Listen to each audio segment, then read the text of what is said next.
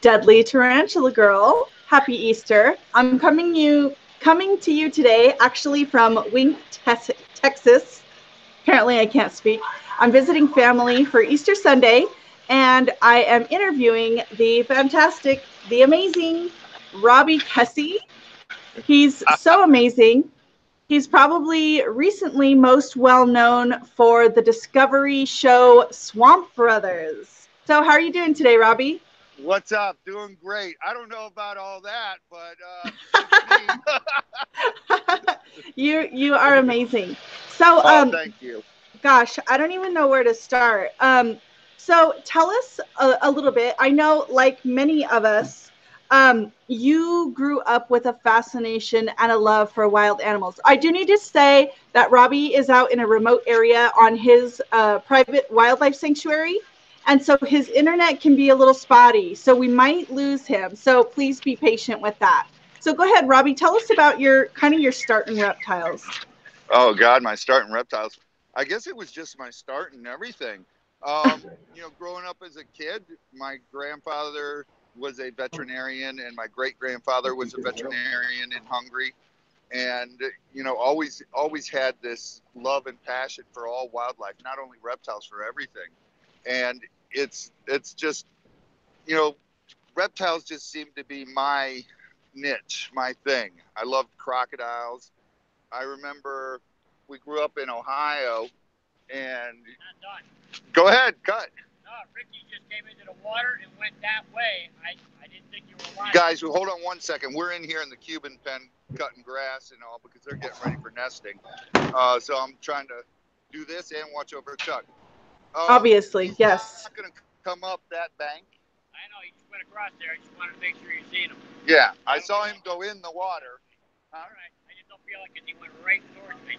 Yeah, he won't come up the bank at the mower. It's your fault. If he eats you, it's my fault. That's your fucking fault. That's all. Keep pointing at. Cut the entrance right there. I'm gonna go there first. Okay. All right, go ahead. Can you guys still see me over there? Hello? I'm still seeing me, but I don't see her. So I guess I lost her. Josh? Off air.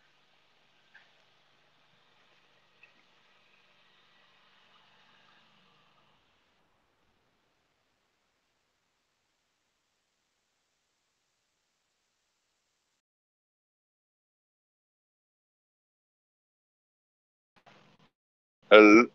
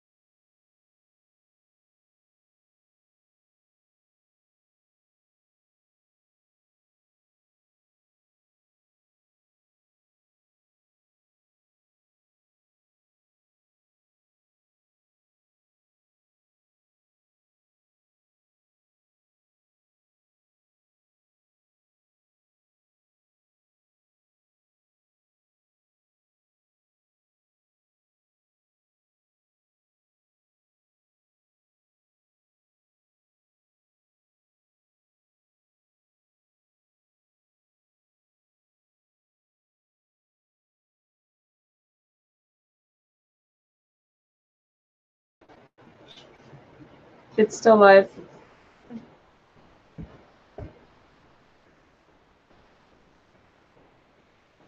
Okay. Okay, guys, we're back. So sorry about that. Robbie's there. I think Robbie's still there. All right. Okay, hold on. Yeah, I'm here. Can you see me? Okay, we're back. Is everyone still alive on your side? I'm here. We're alive. No one got Awesome. eaten. Oh, well, I'm glad to hear that. Okay, let's see. Yeah, We've right? got a couple more people jumped on. Brian Zarati, and people are excited about this. So I think we just need to jump straight to you being in the Cuban croc pen. Tell us about your sanctuary. It's actually what Stephen and I have done is, we love these animals, and we've taken in a bunch of animals. We actually are one of, I think it's 3 people breeding Cuban crocodiles in the United States, and we've bred them successfully the last 3 years.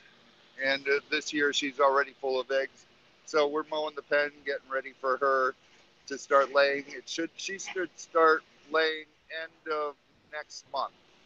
So just to bring people up to speed, the Cuban crocs are probably the largest and definitely up there on the aggression scale. Amazing, awesome gators, but definitely not a pet for everyone. Tell us a little No, bit they about definitely working aren't. with Cubans. Cubans is actually it's tough work. It's nothing like any other crocodile. These guys, actually, there's a pair in here, Ricky and Lucy, and they actually stalk you and they hunt you, and it's quite insane the way they do it. One will get your attention, and the other one will come around from behind you, and they actually Jeez. run and chase you, and they're probably one of the fastest out of the crocodiles. They actually gallop. And That's let's see if I interesting. can show you one right here. Do you know if they're I don't. pack hunters in the wild? Yes, they are. Can you guys see Wow. Lucy there? Can you see her? I don't know Let's if see. you. She's right down there in the. Oh, wow. She's laying right down there by the edge of the pond, and then Ricky's up over on the other side. Interesting. So he's trying to flank us. So we just got the mower out of here, and I don't know if we'll have signal, but I'll show you the nest site. It's pretty cool. She'll start building this nest in probably another week or so. Once the rains start is when she'll start digging it up. And So, I mean, Cuba's not that far from Florida. So, do you guys do anything to simulate their natural environment? Or does your environment just, I mean, it's pretty it's similar, right? basically it's very similar. So it's right here. I don't know if you can see that. That's her old nest site for the last 3 years. So we'll come in here next week, and we'll throw hay in here for her, and I'll dig up this old stuff and turn it, and then she'll start to build a nest again right here. And she Wow. becomes very aggressive defending this. So, how old is she? How old are the pair? I believe she is 20 years old and he is 22.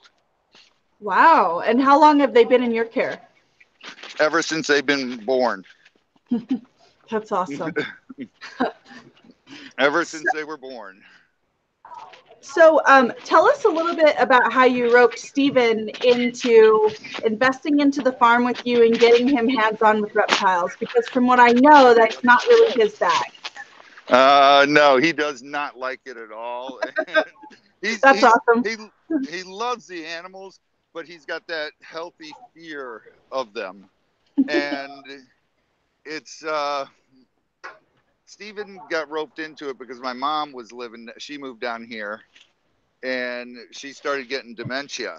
And when that started happening, Steven moved down to the farm to help take care of her, take her to the doctors, and do other stuff as well with her, because like my house is 100 yards from her house, and I couldn't, I had 3 little babies, so I'm at home and between our house and her house cooking her dinner and everything, and Steven decided he was going to move down here to help. Wow. And then there's only so much you can do all day with my mom, so he started helping us out, and that's how one thing led to another, and he got roped into everything. So that sounds like a dream come true, having your brother and your mom and your wife and kids there. Does it ever get a little tense? Of course, you know, family, but family's family, you know, people thinks it's all roses and all. No, it's just like everything in life. You have good days, you have bad days, but you go on with it. You know, you learn to work through things and you go on. And that's how life is. You know, too many people out there they're too anxious to give up on stuff.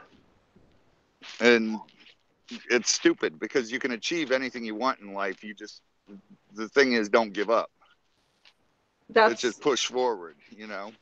I think I needed to hear that. Sometimes I question, what am I doing with my crazy life? And, you know, of course, people like us, we're definitely going against the grain. And you have people every day saying, what are you doing? Why are you working with these animals? You know, there's, you know, a lot of people say there's no money in it. And you know, for most of us, except for, you know, the top elite, there's really not. But we still have that passion.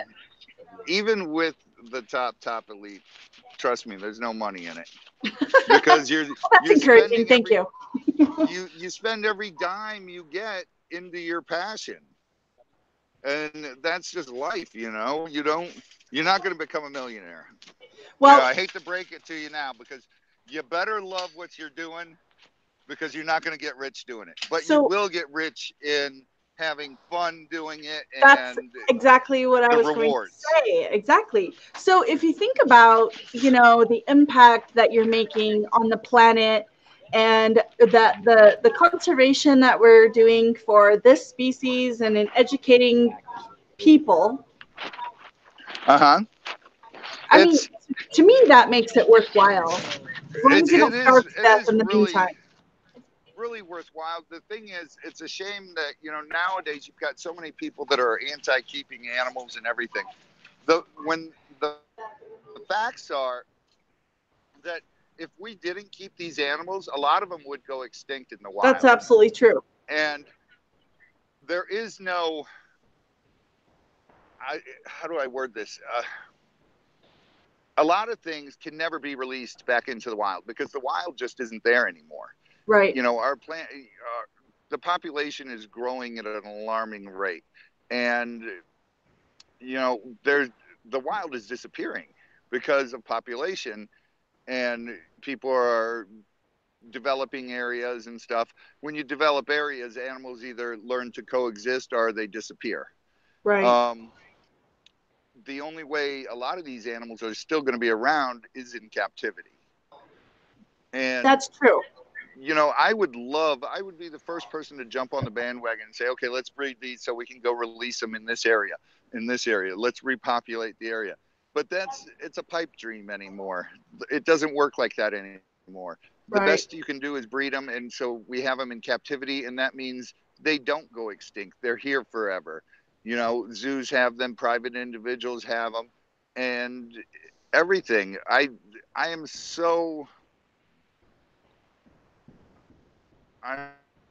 just such a believer in people should be able to keep animals, and if they have right, exactly. Of course, it needs to be handled responsibly. You know, and right. It's when I grew up as a kid, it was nothing to drive down the street and see someone with a big cage in their backyard and they have a tiger or a bear or something like that. You know, and it's weird because you didn't have all these people getting these animals for the wrong reasons back then. Well, you know, it wasn't a status thing. Well, people had more common sense and also just more like an innate sense of responsibility. People were harder working. People earned a living. And on the other hand, people didn't adopt these animals on a whim. They obviously, you know, kind of figured out what it would take to care for them or figured it out along the way. We're living in different times. It really is a shame in a lot of ways. It really is. It's so neat that the world's evolving in so many positive ways, but yet in so many ways it's crazy how much we've devolved, basically, you know, and Yes. it blows my mind all the time to think about this. You know, you got all these young kids doing crazy stuff with animals nowadays, and you know, I was talking to David Weathers about this. David Weathers started working for me when he was 15 years old. Many of you know him. He's the Cobra Kid. He was on Jackass, and he's a great guy. Dave Weathers he's a great guy. He's been a friend of mine since he was a little kid. His mom used to drop him off at my house on Friday nights after school, and he would stay at my house and clean snakes. I had 700 venomous snakes at my house and all kinds of crazy stuff, cougars and everything. And I would take him home on Sunday. And he just, you know, there's so many stories like that we've had people working for us that makes this all worth it for me. Exactly. Chuck Seifert, he's a captain for Venom 1 for Miami-Dade Fire. He started cleaning snake bowls at my place, and that's how he got his interest into snakes. And he went on to become the captain of Venom 1. So and it's just... You think about these boys, and you know, at that time growing up, they had an interest. So what did they do? Did they go out and buy an animal on a whim? No, they found a mentor. No. They did the work. They worked for years, hours, and on end. You know, doing the grunt work too, not just the glamorous part of I'm going to take a selfie with this animal, and you know, everyone's going to think I'm so great. And so, unfortunately, times have changed that you don't have to work for the knowledge anymore. It's at our fingertips. But yet some people still are just not motivated to, first of all, the hands-on experience when working with large predators like that. That is key. I think anyone who wants to get involved with these animals must find a mentor that they're willing to work with first. Without a doubt. That's the whole key to it is, do you pay your dues? Do you learn? Because you're gonna learn, and that's the thing. I've got Chris Parker now from Parker Knives. He's a volunteer out here, and I've got Chuck and his nephew. They're mentors out here, and they help me all the time on the farm. And they've learned so much, and because they have a true passion for the animals, you know, and that's the whole key to it, is get involved with someone who's doing this and learn from it. Don't just go to someone's place and take a selfie with an animal and all of a sudden you're an expert. Right. I hate, there's nothing I hate more in the world than when someone says, oh, I'm a reptile expert, or I'm a crocodilian expert. Really? Gee, I've been doing venomous for over 40 years. Been doing crocodilian now for 23 years, and trust me, I'm the furthest thing from an expert. I learn something new every day. that's a symptom of an expert, that you're always learning and you realize that what you know is just the tip of the iceberg. Exactly. It's I haven't even touched on all this stuff, you know. It's crazy. Chris and I were talking about stuff. He's like, well, what made you, get so excited about it? And really, I can't nail one thing down, but I do remember when I was about 8-9 years old, SeaWorld in Ohio. It was one of the first SeaWorlds. It was at Jugga Lake, Ohio, and I was one of the kids that was picked out of the audience there. And they bring you up to the platform, and Shamu comes up on the platform and gives you a kiss. And I had this huge killer whale tongue just cover my face. And it was like, oh my God, that was so cool. And, now everybody's making a big fuss about keeping killer whales in captivity. It drives me crazy in a way, because, they attack SeaWorld and everything, where SeaWorld does more good for these animals than any other group out there.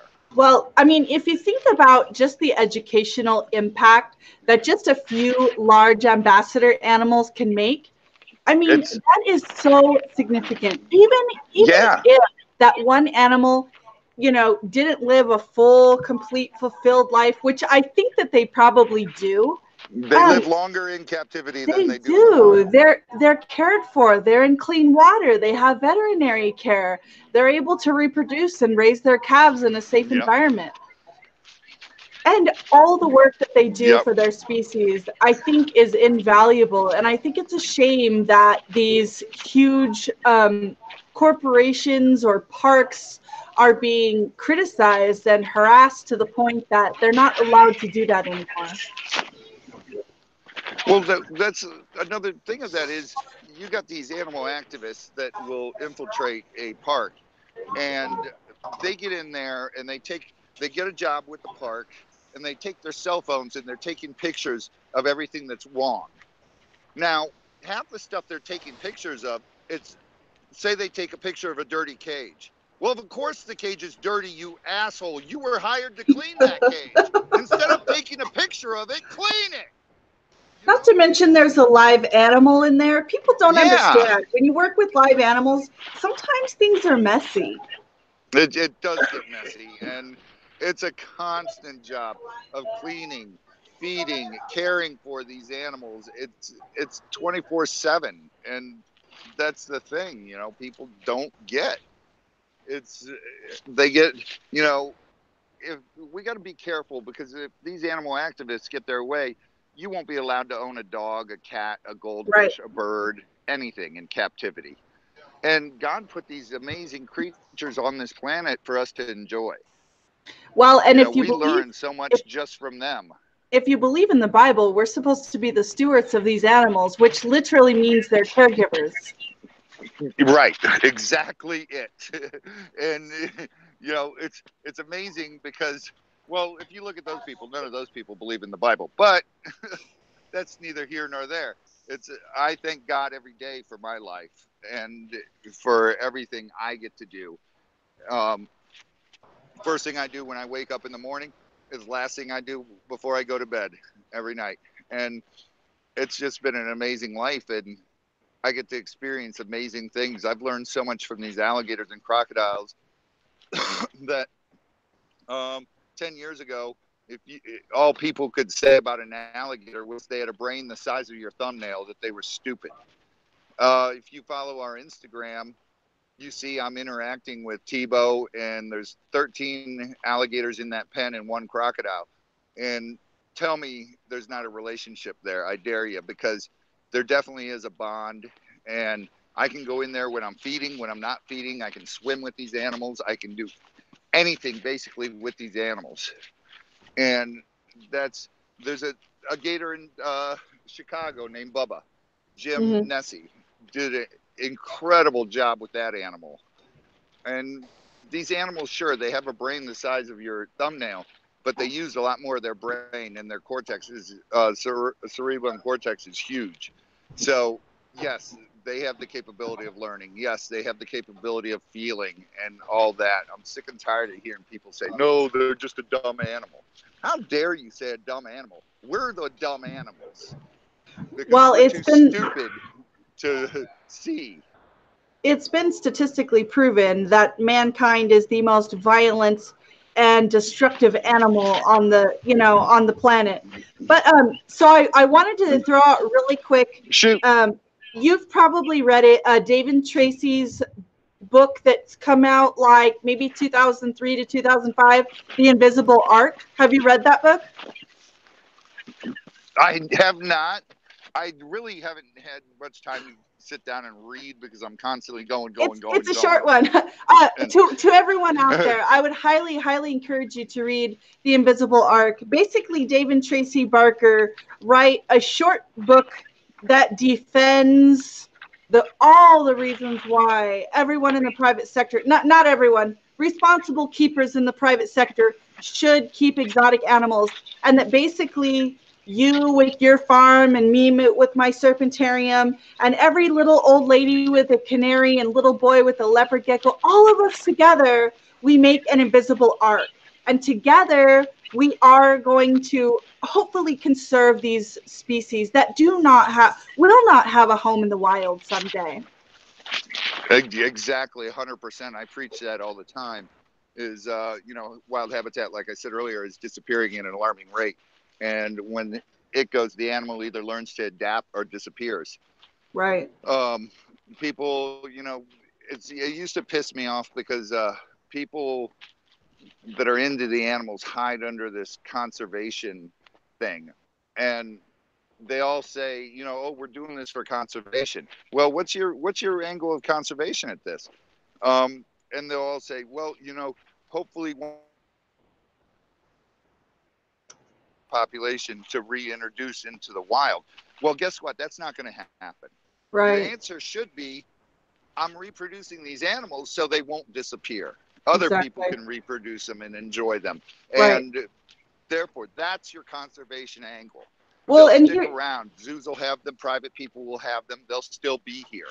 Here's the other reason I think we should be reproducing what we have in captivity now, because, as you've pointed out, the natural populations may be extinct someday of whatever species. You could think of any species of exotic animal. And there is a learning curve on every single species on reproduction. Think how long it's taken us to kind of figure out ball pythons, which is a fairly simple thing.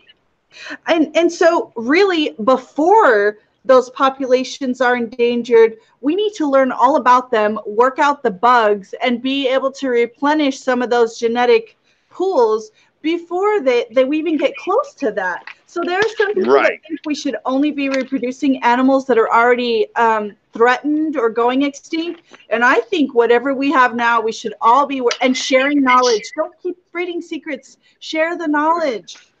That cracks me up, because a lot of people, you'll ask them, how'd you do this? How'd you figure this out? And they won't tell you. And then people will ask me, and I tell them, and they think I'm lying. It's like, listen, I don't care if you breed it. It's better that you breed it too. Exactly. I'm not gonna. A lot of stuff I figure out on accident, just like all of us do. It's all trial and error. Well, yeah, some people like to try to maintain that monopoly on the market, but ultimately for the animals, I think that it's best. That's why I started my channel, because people would ask me questions every day. How do you do this? How do you do that? So I'm like, let me make a video about it. 800 videos later, here we are. I'm talking with amazing people like you. People say, oh, my whatever is all curled up and it's upside down. I'm like, okay, it's getting ready to molt. Let me send you a video to show you how to set up an enclosure for that. Right. Exactly. And that's the coolest thing. People like you out there that are doing this stuff, and that are truly doing it because they truly have a love and passion for it. And it's just like, I'm willing to share anything, my knowledge of any of this stuff. I've seen weird stuff, and I still see new stuff all the time, and I have my Instagram. We're going to be starting a YouTube channel just so we can share all this stuff. Cool. And you guys get to see, what we go through as we're going through it. And oh yeah, people think it's all glamour. Yeah, that's what was so fun about Swamp Brothers, because it showed you what it's like. Not just the glamorous part of having these animals. It showed you the work that goes into it. So, yeah, that brings me to a couple of things. So, you were interested in reptiles as a child. You also are a musician. Yes, I was a musician, and I also I used to be roommates with Cece DeVille. I worked for Cece, did rock and roll for several years. Lived in Hollywood. Lived with Cece DeVille. Lived that lifestyle. Did everything that goes along with that lifestyle, and woke up one day and said, look, this is all great, it's fun and everything, but something's missing. And it was always my animals. That's, no matter what I did in life, I've done so many different things, and I've always come right back to animals. That's what makes me the happiest.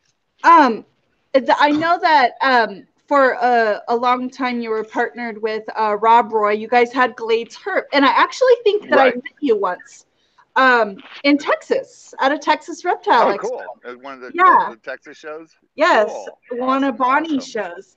And so you and Rob Roy had a table, and we were kind of bending across from you guys.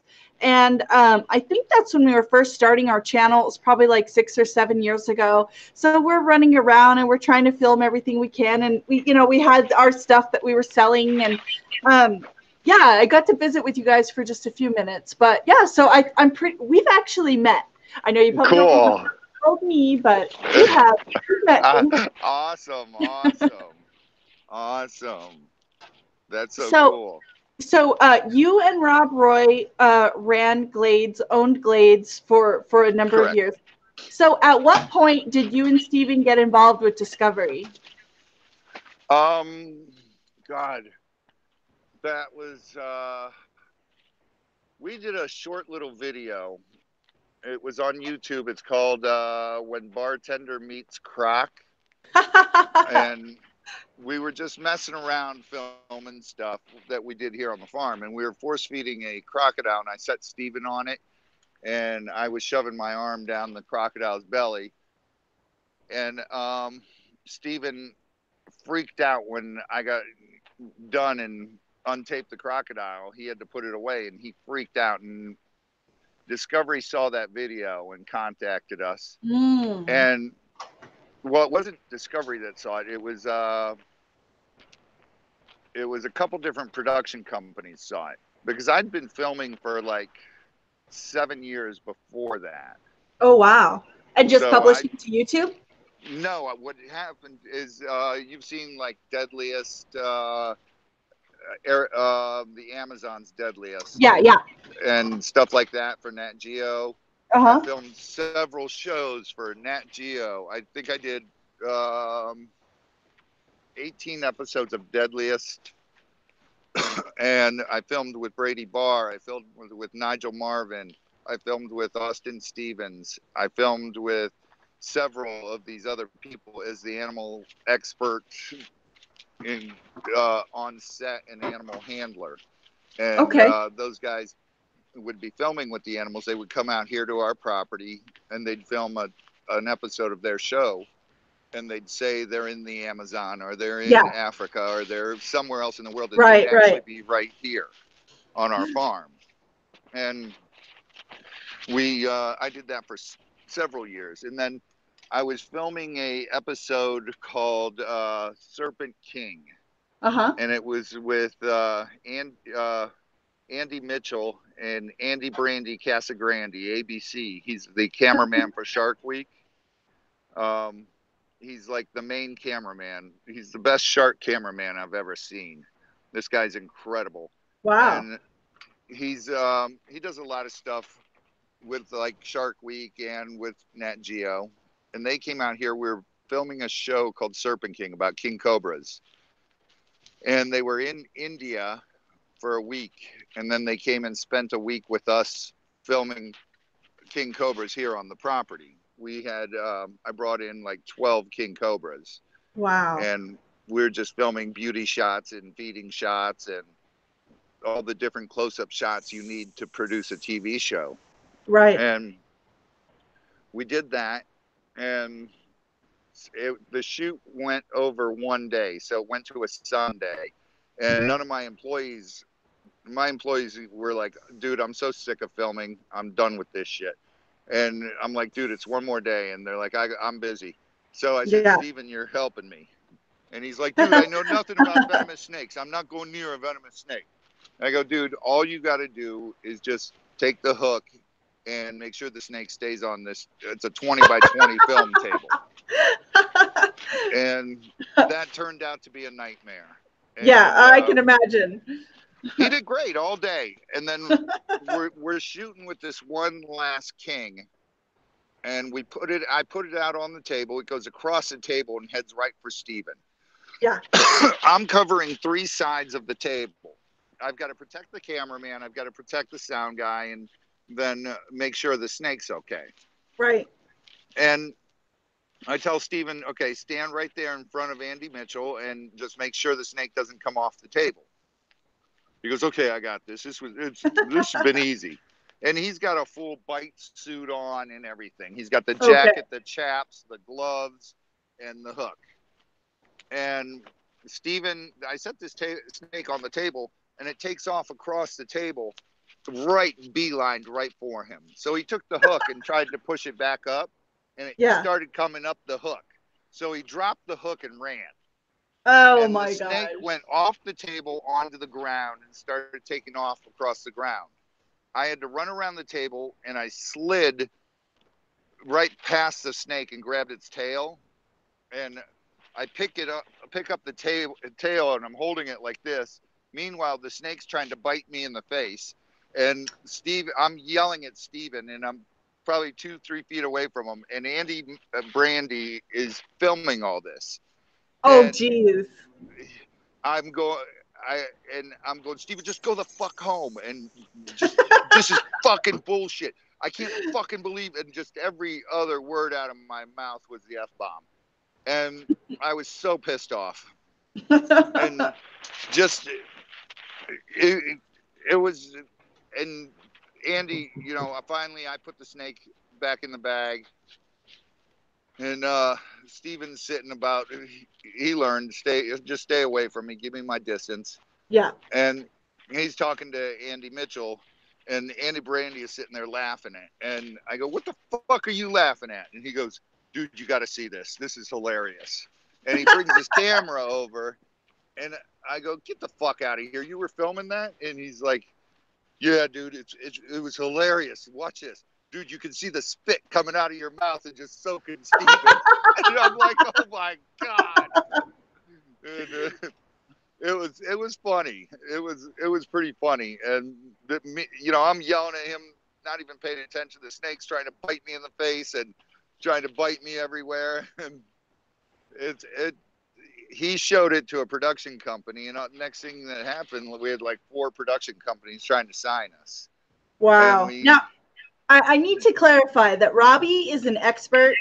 He's been handling venomous snakes for years and years and years. And so although it sounds like he wasn't being vigilant, he absolutely knew what that snake was going to do, what he needed to do. And so at every moment, that's amazing. At that time, it was I had 30 years under my belt with venomous. And, it was, the guys hate working for me, because when I work in the venomous room, I do a lot of things where I'll just grab stuff and just do stuff. And I tell them the first thing they learn here is do as I say, not as I do. Yes. Because I've got the time put into this. I've developed my own style and everything. Well, I know what I'm capable of. And the animals know you as well. Yeah. Cobras are highly intelligent. Yeah. So and it's a delicate dance. An animal can sense if you're sure of yourself.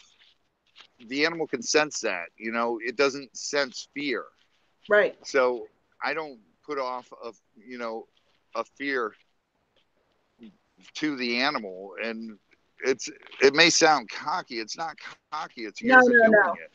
Yeah, it's just years and years of doing it. And I'll just pick up stuff. And, Chris is always telling me all the time, one of the guys here, he goes, dude, why'd you do it that way? I go, just do it the way I told you. Yes, Let me do exactly. when you've got 10, 15 years in it and you've developed your own way, I won't say anything to you. Right. But here's the way you should do it. And from there, you'll develop your own way. You'll learn your capabilities. You'll learn the snake's capabilities. And that's basically how it is. And the same thing with crocodiles. It's the same thing with big cats. It's the same thing with any animal. Well, it's interesting because, people think that these animals are not intelligent. Not only are they intelligent, they're far more intuitive, and than we ever could be. Yeah, they're far more perceptive of fear, anxiety, confidence, all those subliminal signals that you use to communicate. Animals can understand those much more clearly and easily than a person often does. Like I tell people all the time, anymore, I like dealing with animals more than I do people. And that's a shame. It's because I am a people person. I was a musician and everything. And I got hurt really bad by people this past year, and it just turned me, you become more guarded. And So, yeah, let's talk about that. So, your sanctuary is it called Wildlife Crossing? What's it called? at Animal Crossings of Florida. Animal Crossing of Florida, and it's the largest reptile sanctuary in Florida. Is that correct? We're one of them, yeah. Okay. So, Definitely one of them. amazing place on several acres, lots of beautiful naturalistic enclosures, a huge diverse collection of animals. There are some mammals and some birds, and of course crocs and gators and venomous and non-venomous snakes. Tell us a little bit about what you're keeping, and then of course what, the terrible event that occurred somewhat recently.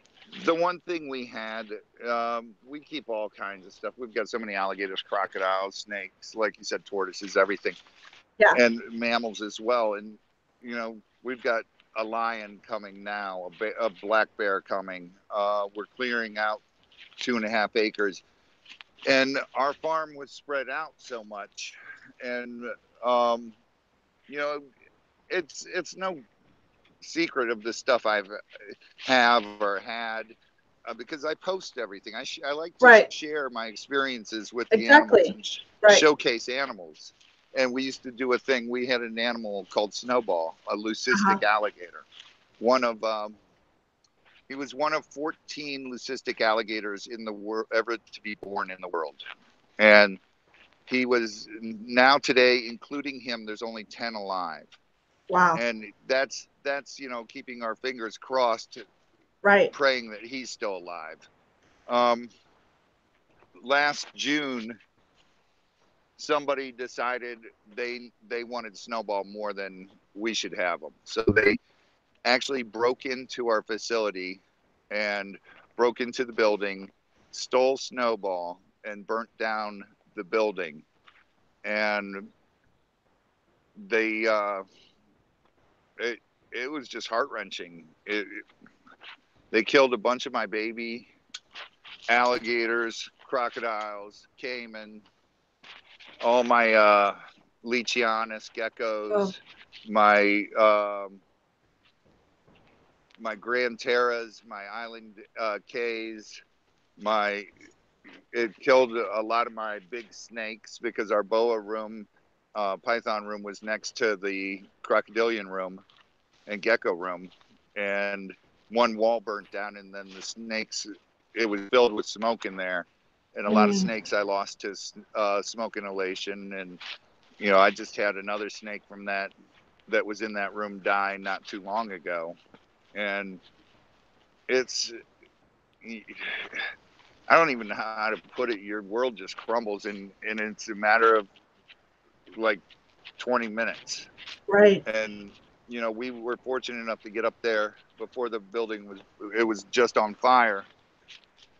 And we took video of the burning building, and you could see in the building, you could see the back wall of the building where it was not even on fire yet. And you could see that the window was ripped out and it was pulled outwards. And there was, all the crocodilian tubs had water in them. So all the tubs melted to about 2.5 inches, 3 inches. And they all had tops on them. So it melted with the tops going straight down and entrapping all the animals into the tubs. Now, every single animal, crocodilian-wise, was accounted for. The geckos we couldn't account for because they were in exoteric cages, and those just all melted glass everywhere. And the crocodiles, everybody was accounted for except for Snowball, and there was a tub missing as well. All the tubs are accounted for, the crocodile tubs, except for one tub and Snowball. Interesting. So I thought at first we thought it was an electrical fire or something. Yeah. It's just a tragic accident. And then this happened at 8 something at night, and it was it was on the summer solstice, the longest day of the year. So it didn't get dark till 9:30 that night. And by 10:30, we had the fire investigator from Tallahassee come down, and over the scanner and the radio, they're saying Swamp Brothers facility. So the head guy hears that, and he comes down, of course, because it's our facility, and Right. he was Kind a of big a high fan profile. yeah, he was a fan of Swamp Brothers, and they got the fire out and everything, and they set up the lines, the things, and they wouldn't let me go in there. And then he got here, and he said, Robbie, come in here. How many tubs are there? And I told him how many tubs there was. And he said, okay, what tub is Snowball in? And I said, the blue tub. And we pulled he goes, get in here. And I helped him, and we had to get big crowbars and stuff to wrench the top of the tub off. And in that tub was a caiman, 2 alligators, and Snowball. And the caiman was in there, the 2 alligators were in there, but Snowball wasn't in there anywhere. And part of the tub had melted down over the side. So I'm like, he's got to be trapped under there. And we cut that away, and there was nothing under there. And so he was gone. So you clearly saw the remains of every single animal, not the geckos, but all of the Crocs and Gators except for all Snowball. The Crocs and Gators, all 43 crocodiles and gators. And that's the thing. The number is saying 43 animals. No, it was 43 crocodiles and gators that we lost. I lost an adult pair of dwarf crocodiles in there. Oh my God. I was just getting ready to put out that year to their own pen so I could breed them. This year they would have bred. It was heart-wrenching. Those I raised from babies. And what species were those? African dwarf croc. They're one of the smallest. They are the smallest true crocodile. Wow. They were only 5 feet, and they were amazing animals. And there was baby Niles in there. There were baby caiman, baby gators. God,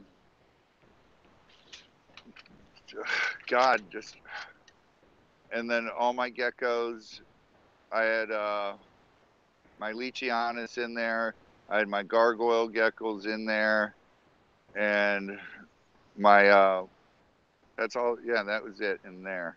And then the boa room, I had all my corn snakes and boas and pythons in there.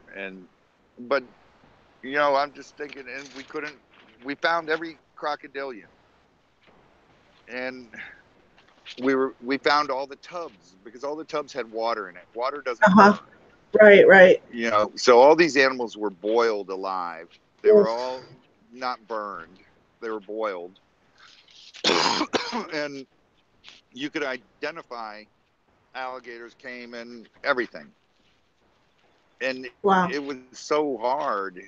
And then we discovered we can't find Snowball. So maybe he got out. But then he's like, no, he couldn't have got out, because we had to pry that top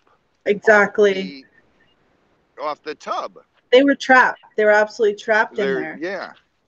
And so and then he goes, you film this? And I said, yeah. He goes, let's look at that. And I showed him. He goes, did you have a fan in this back window like you do the other buildings? I said, yeah. And that's when I noticed too, the fan's not in there. So, and the fan was laying outside of the building. That meant that somebody had broken that window, and the fan had fallen out, not in. Right. And then they climbed in that window, and they pulled the tub that would fit out the window through there, and took Snowball, and then burned the place down.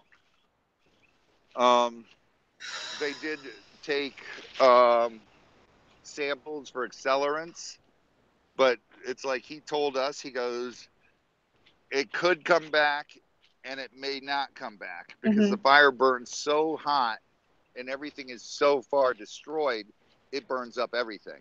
Right. So we might find an accelerant, we might not. And he tried, but that came back inconclusive. And he said I'm still calling it an arson because the snowball's gone. And the biggest thing was the way the window was ripped out from the outside. Yeah, that's definitive evidence that someone was tampering with things. And I mean, the frame was ripped out. You could see that. And when the fire in the other window, the fire had just melted the window, so it melted straight down the outside wall. And wow. When the frame's ripped out, he said, "Look, I can see someone broke in. The frame's ripped out. There's a tub missing, and it's only one tub that's missing. We accounted for all the other tubs. We accounted for every single animal, and except for Snowball." And that's where you're like, you go from being upset and everything to just furious. Oh yeah. And I mean, you go through so many emotions. You go through, I want to kill this person. Oh no, I feel bad for this person. Oh no, I want to kill this person. No, I feel bad for this person. It's crazy because like that, 1 minute I've come up with so many different ways if I ever found this person that I'd torture them. Next minute I'm like,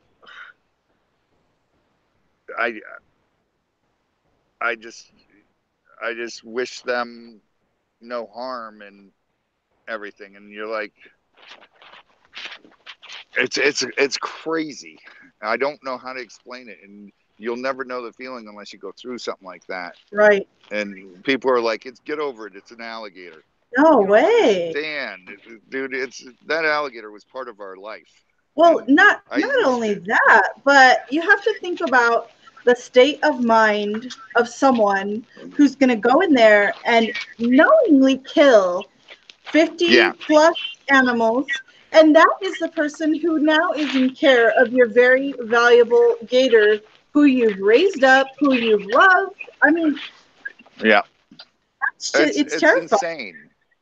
It's just insane to think someone could do that. And, you know, they're 43, a lot more charges, but 43 charges of animal cruelty with the alligators and crocodiles.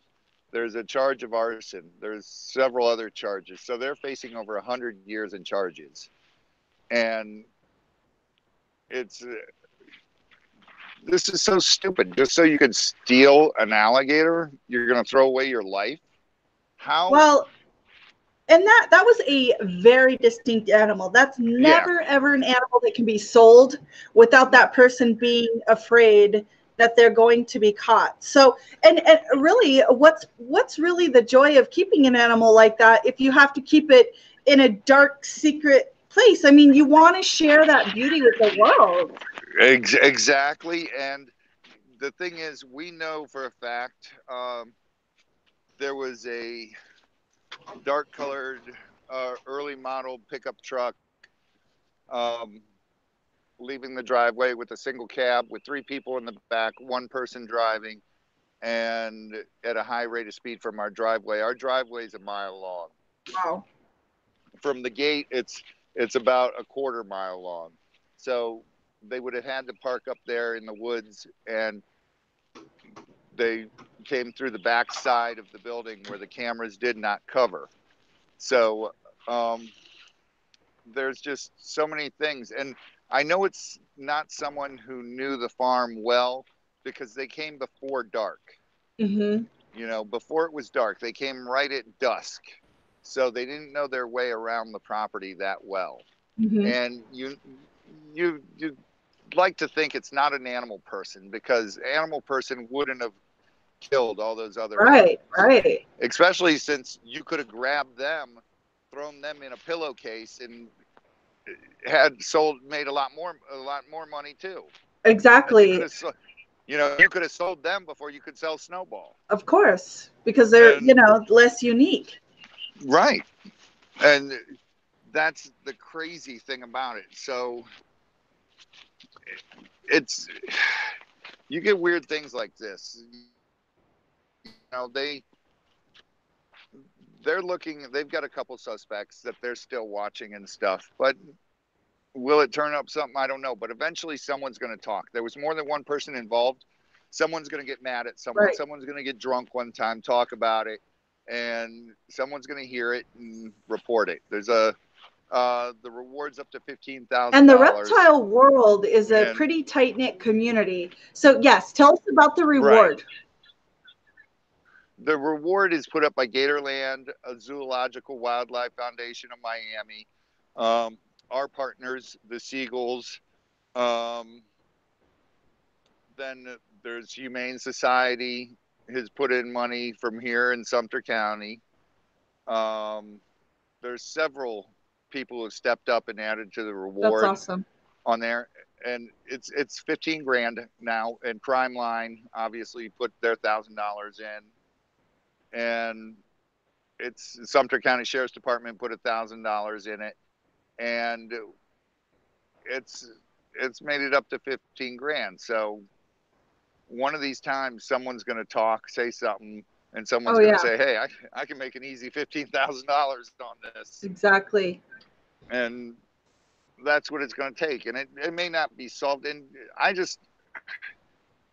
the longer it goes, the, less hope your hope is like dwindling that you're going to find Snowball. But I still just want to find the people that did this, because this was it was an attack on me personally. It was, call it what you will. You were taking the animal, but it was an attack on me. Oh, absolutely. And, I have my family here, my wife, my kids, and everything, and I don't take that lightly. Well, I mean, if things hadn't gone the way they had, there's a strong possibility that you all could have burned to death yourselves. I mean, the entire sanctuary could have gone up in flames. Exactly. Ricky's right there, guys.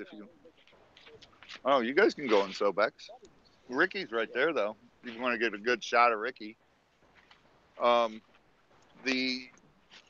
son could have been up in the room, gone up in there while someone was in there stealing it. Exactly. And what would they have done to him? And got a D-chew, sorry. What would they have done to him? And then I would have gone berserk. Oh, yeah. There would have been a lot of bodies around. Yeah, I can't imagine. So, yeah, I mean, that's been a traumatic experience for you and your family and your employees. I mean, every day seeing that site of the incident, I mean, you guys had, your burned down building, you had to go through the carcasses of the animals. I mean, what a horrifying experience, and one that doesn't leave you for a long time. Sucks. Sure. It sucks. It took me, I used to do a lot of education shows, and it took me months just till I even went and did another one. Just because I just kept telling people, no, I'm not doing them anymore. No, I just didn't want to do them anymore. But then I had to stop and think, these aren't the people that did this to me. Right. I'm affecting little kids' lives. Exactly. Doing these shows in a positive way. So I got to start doing it again. Well, and if you think about that huge experience that you had as a child, you are that guy, and your animals are that animal to a whole generation of people. And that, I mean, what better way to fight back than just keep doing what you do? Exactly. That's what I've come to realize, and that's what we've started doing again. I've started doing school groups again, and going to schools, going to do other events and stuff. And to me, that's my love. That's my passion. It's seeing a little kid's eyes light up when you put a snake or a tarantula or a lizard on them. It's just incredible. That makes it all worth doing what we do, especially with me. Totally agree. There was nothing cooler in the world than when we were filming Swamp Brothers. We got a letter from a teacher in Ohio Southern Ohio, that she was, or somewhere Central Ohio, Southern, whatever, wherever it was. And she sent us a letter that she taught autistic children. And she used to play on Friday, if the kids were good all week, she used to play 2 episodes of Swamp Brothers for them. Wow.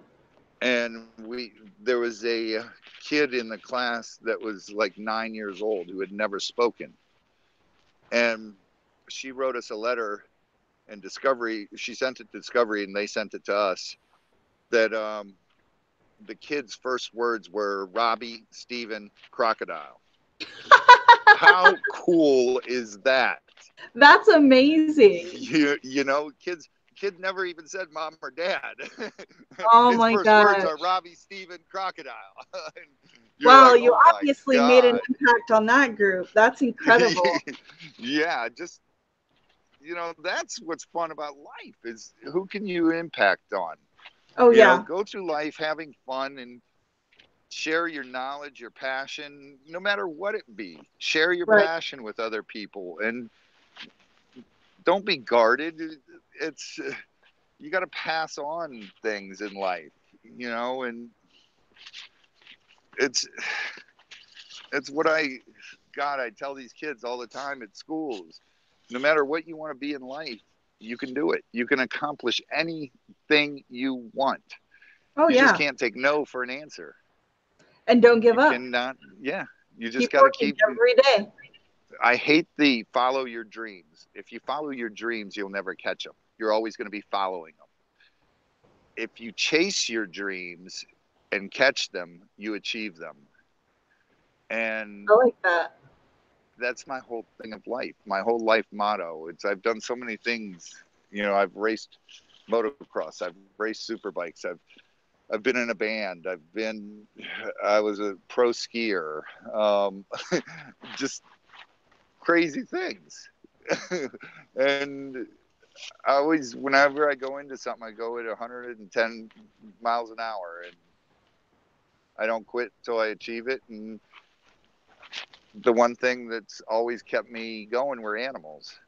No matter what I did, I've always had animals and always come back to animals. And now I've just made it my full-time thing for the past 20, we've been here 21 years. So the last 21 years, it's been a full steam ahead, just animals, animals, animals, animals.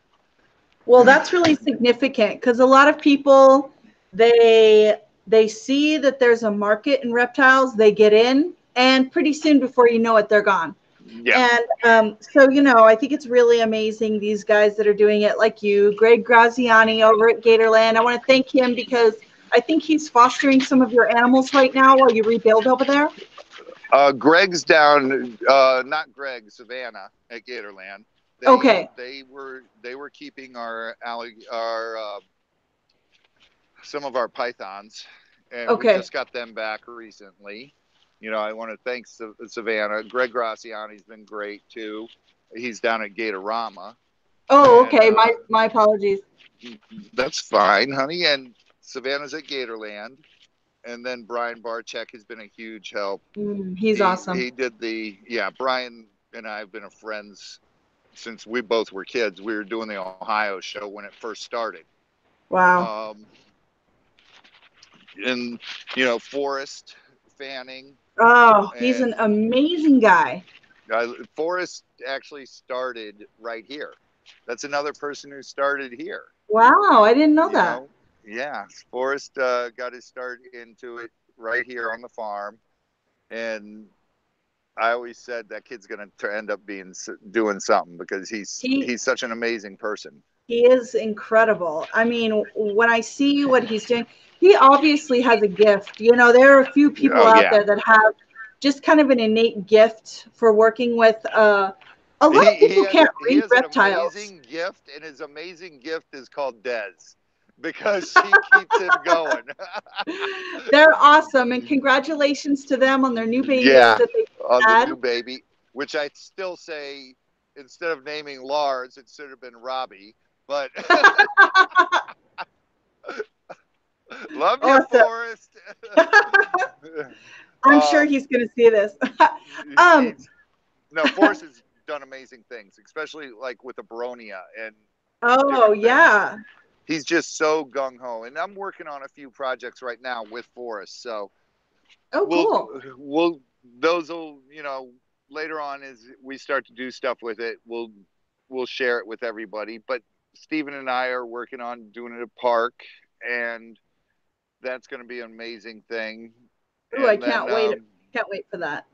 It's going to be really, really neat. We've got a lot of animals coming now. We're actually clearing 5 acres here. That 2.5 acres is going to be a mammal area. We got big cats coming again, and bears and primates and everything. So now I love on your property. I love that you build and you have animal enclosures that are safe and enclosed, but it looks like you leave the wildlife as undisturbed as possible.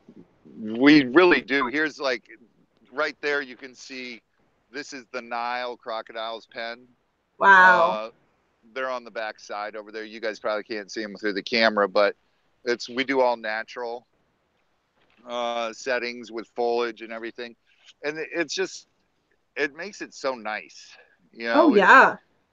It's so, I love this because like we have several big ponds like this with the Cubans. There's another Nile pen over there, a Nile pen here, then Tebow's pen down here.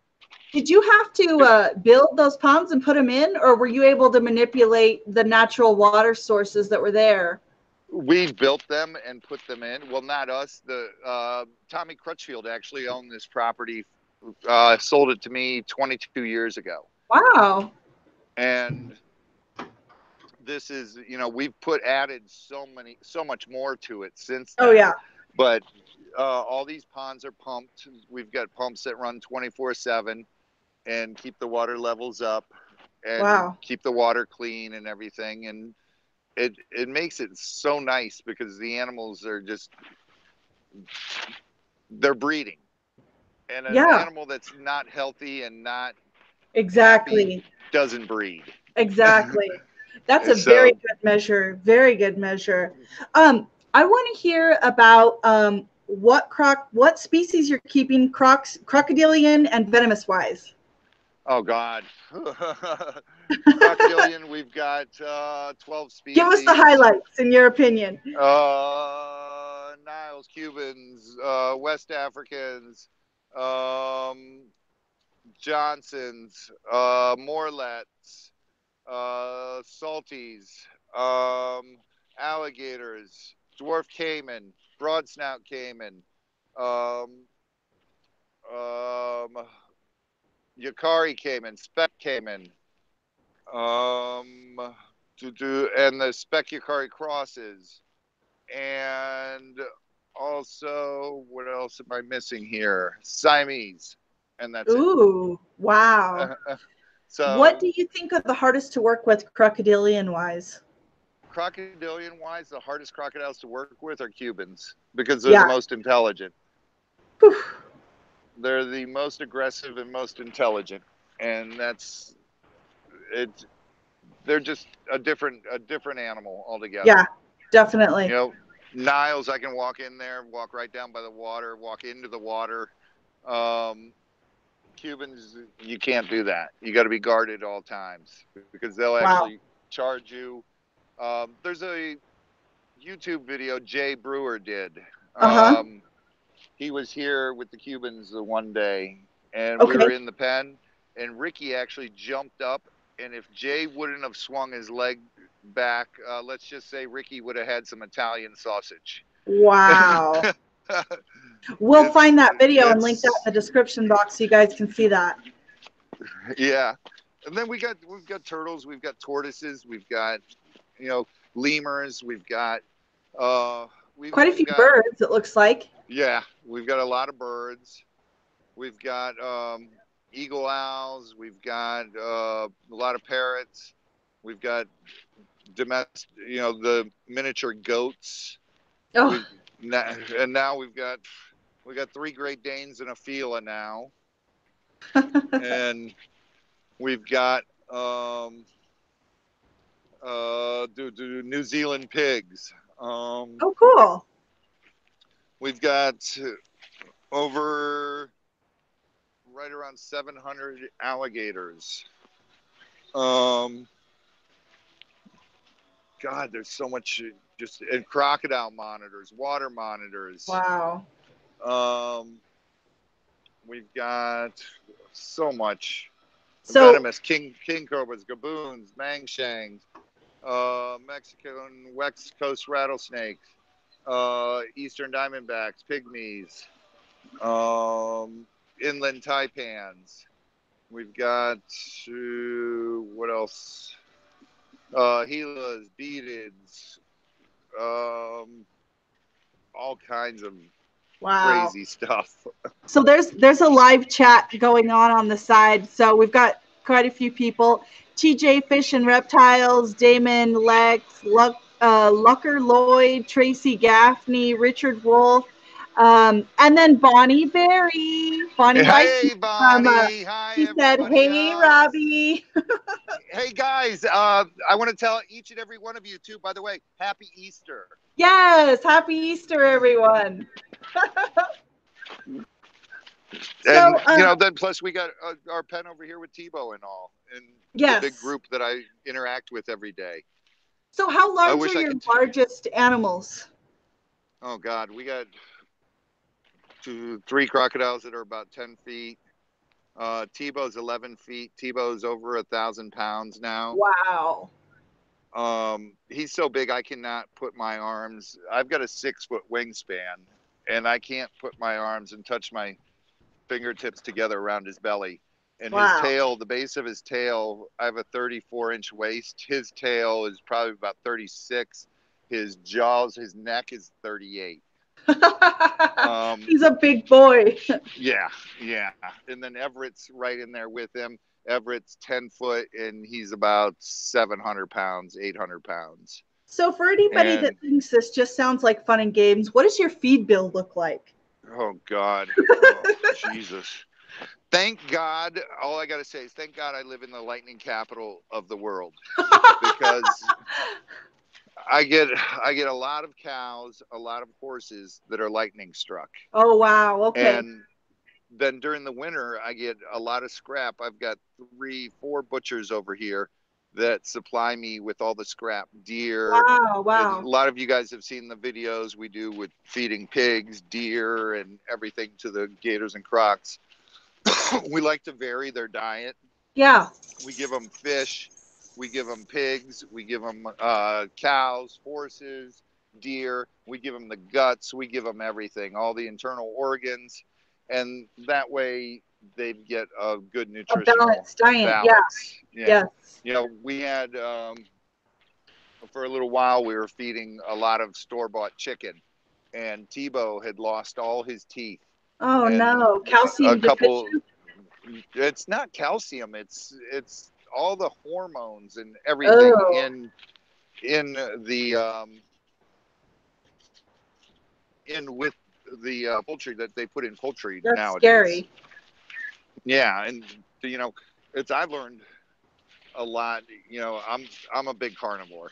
There's no hiding it. I am not a vegan. I am not a vegetarian. I love meat, and I eat a lot of venison now, and a lot of grass-fed cows and stuff like that. I try to stay away from the store-bought chicken and beef, but I still do get that in my diet as well. Right. So,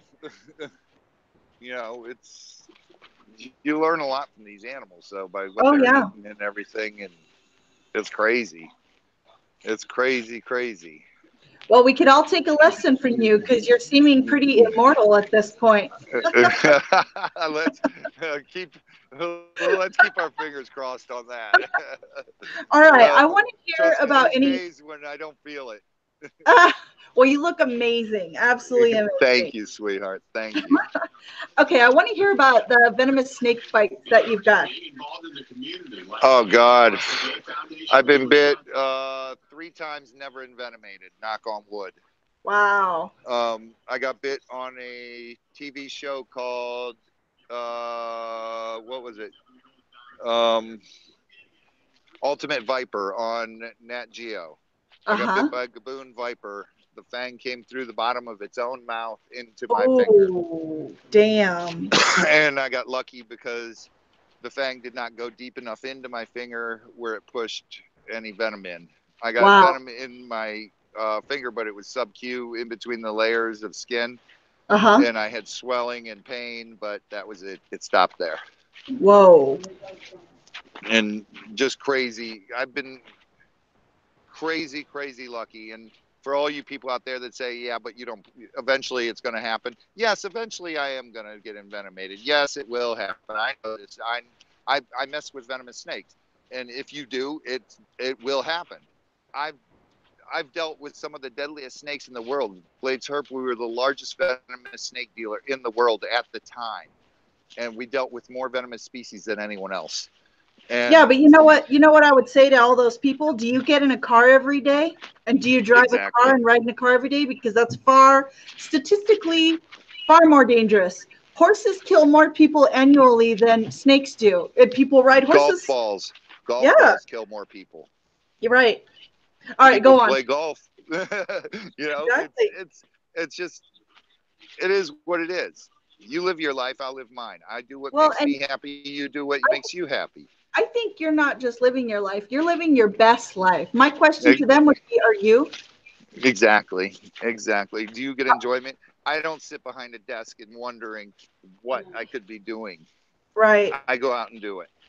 All right. So we've got gaboon. Let's hear the other two. Oh, God. Pygmy. What was the other one? I got bit by a Wagler's viper and a pygmy rattlesnake. What were those circumstances? Stupidity, my fault. Reaching into the cage, not seeing them, and got bit.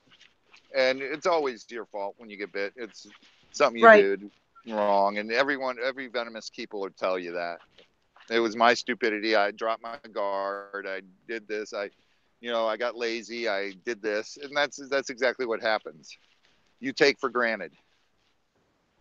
You know, and I catch myself. I should have been bit hundreds of times, and I catch myself doing stupid things, and I go, "Whoa, nope, I'm not going to do that." And I want to communicate to people that when crocs attack and venomous snakes bite, it's never out of malice. Humans are the only animals that attack out of malice. It's always out of a startle reflex, a feeding reflex. Either they think they're being fed or they think they're being threatened somehow. Animals are not, I don't like the word aggressive. They're more defensive. Yes, and except for one animal, chimpanzees. Interesting. Maybe because they're most like humans. Yeah. They're the only animal that I can think of. There's probably more that will attack out of just malice, pure malice. I actually know of a few circumstances in which that has happened from large primates that I think both cases were chimpanzees. Yeah. So chimps are one of the only, I think, like, again, I'm not an expert, but everything I've learned or heard, I think chimps are the only ones that are capable of doing that. And crocodiles, everything else is reacting out of feeding response or something. Right. Something other. It's not malice. It's not, I'm going to kill you just to kill you. Right. For entertainment. Right. Chimps would be about, I think I'm trying to think. That's the only one I've ever heard of. That's it. I'd like to know what your plans are for the future for Robbie Keszey and Animal Crossings. To keep going forward, to doing what I love doing every day and keep pushing forward and accomplishing great things. That's what my plans for the future are. We're going to build a park, and it's going to be so awesome. And it's just, stay up to date with us on Instagram, on Facebook, under Get Swamped. And, it's going to be a fun journey. That's what I can say. And, we are working on producing a new TV show. Ooh, exciting. We don't want to go to television with it. We're discussing different markets with it, and I'm working with a production company now, and we'll see what happens. I want to make sure I can do it as real as it can be done. Okay. And none of this fake BS, and just we want to keep it real, and right. And do what we love doing and sharing it with you guys. That's the most awesome thing in the world. You guys, if you can learn something from watching our thing, God bless you, great. And if it lights a fire under your butt to go out there and do something and get involved with anything in the world, go out there, pick up plastic from the beach, go out there, do something, Exactly. We do stuff like that all the time. We go out on the lakes, and we'll take the airboat out on the lake and pick up all day. And that's all you can expect people to do. Right. So it's get off your butt and do it. Quit living your cozy little life and have fun. Learn what real fun is about. Yes, exactly. I get up in the morning, I'm bottle feeding a baby swamp wallaby, and out with him for an hour, then going to Gators and Crocs, then going cleaning venomous, then going, it's a crazy life. And I finish every day about midnight, 1 o'clock in the morning. Then I'm going out checking on things all hours of the night, and it's just big. You become guarded since after Snowball did this. Right. So we've got 47 cameras out on the property. So I'm going around and checking those and doing all that, and it's going great. Fun though. Before I let you go, I'm gonna list your links to your Instagram and your Facebook account and your website in the description box so people can check that out. Tell us how people can contact you, or who they should contact if they get any little potential tips about maybe Snowball and where he is and how we can proceed with that. I'll put up on my Instagram in the story tonight. Okay. You can copy it and put it in there. Perfect. Because Chris Merritt is the detective here. The first thing you call Crime Line, and then you call Sumter County Sheriff's Department. That makes you eligible for both rewards. Oh, and good. Rewards are $15,000 with both of them. So you do it first you call Crime Line, then Sumter County Sheriff's Department, and you give them the information. Like I said, make sure you call Crime Line first, though. Okay. And that makes you eligible for both sets of rewards, which totals $15,000. Wow. Through Crime Line, I think it's only Crime Line alone is 6,000 or 7,000, I forget. And that I think, and then the rest is through Sumter County Sheriff's Department. So you got to do it that order. And I'll put up in my story. I'll put it up tonight. It's the blue. I'll put up the 3 pictures: the reward Snowball, then the story, then the blue one, which is the contact info. Okay. And is your park open to the public at this time, or do you plan to do that in the future? Not at this time. Okay. We're talking about doing it by end of July. I don't know yet. Just follow us on Instagram and all, and keep up to date with that. We'll make announcements on there. We've been working a lot with Zoological Wildlife Foundation, Mario, down in Miami. He's got an incredible park. If you guys are ever in Florida, come check us. Look me up and then go check out Mario's. You see the pictures with me with the baby chimp, Lambani, and with me with the baby tigers and lions and everything. That's down at Mario's. Awesome. Mario's like an older brother to me. He's been an incredible person my whole life here in Florida. He's helped me with a lot of stuff. And like I said, Mario's offered $5,000 for the information leading did this to Snowball and all. And Mario's helping us do an incredible park, which it's going to be neat. It's going to be really, really neat. Awesome. There's so many good people out there that are helping us and do this stuff that it's just unbelievable. Well, that's it's good because unfortunately there are a few bad apples in every community, but I do love that the herp community is a true family. I mean, there are so many people out there that I love, that I still would love to meet someday. And it's been an honor working with you tonight. So thank you. Like you and like everybody who's been in it for a long time, that's truly in it for the love of it. That's what makes it incredible. You get a lot of idiots who are, every year you see it. Oh, this guy's a vendor. And then next year he's gone because they think they're going to get rich. Right. And exactly. It doesn't happen. And listen, the more money you make in this industry, the more money you spend in the industry. It's true. You have a true passion for it and you're not getting rich because everything costs more. Oh, yeah. I can't imagine how much you have spent on construction and enclosures and feed and everything that you do just to take care of your animals. Ridiculous. It's ridiculous.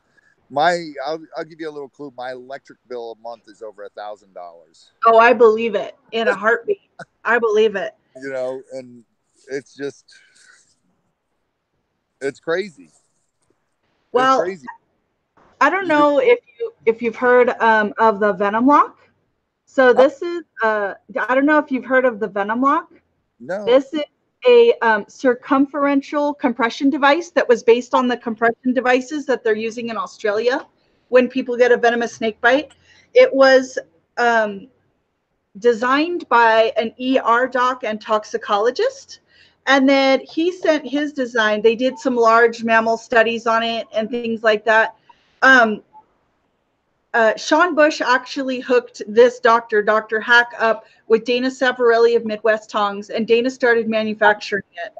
And unfortunately, someone in my crew was the first human trial, and it worked amazingly well. So really? I got to talk about that and see. Yeah. So I'll send you one. I'm going to send you a Venom Lock.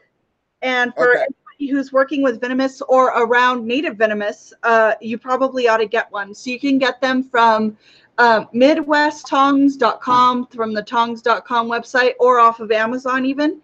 And it's super easy to use. I have videos on it. I can link those below as well. But yes, Robbie, I'm going to send you a Venom Lock. Cool. Just in case you get envenomated. And another thing is, people, we are going to do a second video that's just about the fire and the theft of Snowball. And Robbie has video footage and photos, so you guys are going to see the real deal of what happened and maybe give you a little more insight into who it could have possibly been. It might jog something in somebody's memory about, I don't know, anything. We've got to find that person. Anything you've heard or anything, Yes. And it's like people are like, how are you going to recognize Snowball? Snowball's changing. Yes, his patterns are changing, but there are a few markings on Snowball that will never change. He's had them since birth, and they'll always be there. Exactly. Here this long, and there's a lot of piebald alligators out there. What sets Snowball apart is Snowball is leucistic. He has blue eyes. Exactly. And that's the big thing. I've had a lot of people send me pictures of these piebalds that have surfaced, and it's just, nope, that's not him. Nope, that's not him. And it's look through the pictures, old pictures. We used to do Snowball Monday, and You can look through there and you can see his eyes. They're blue. You can see how much the pattern has changed. But you can see certain markings that are there, and they're on every picture. He's very distinct. Yes. Yeah. Well, honey, go ahead. I have to run, but yes. I love you guys. Thank you guys so much for the love and support. And this has been so much fun. Anytime you want to do this, let's do it again. I had a blast. And you guys take care and happy Easter. And most importantly, get swamped. All right, you guys check out Robbie. I'm going to list all of his links below. Thank you for everyone who joined us, and thank you to everybody that watches post. You can leave your comments below, and those can get to Robbie. We love you all. Have a happy Easter. Good night. Happy Easter. Love ya. Bye.